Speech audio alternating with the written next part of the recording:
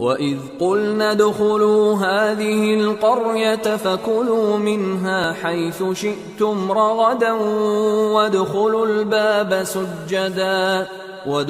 الْبَابَ سُجَّدًا وَقُولُوا حِطَّةٌ نَّغْفِرْ لَكُمْ خَطَايَاكُمْ وَسَنَزِيدُ الْمُحْسِنِينَ فَبَدَّلَ الَّذِينَ ظَلَمُوا قَوْلًا غَيْرَ الَّذِي قِيلَ لَهُمْ فَأَنزَلْنَا عَلَى الَّذِينَ ظَلَمُوا رِجْزًا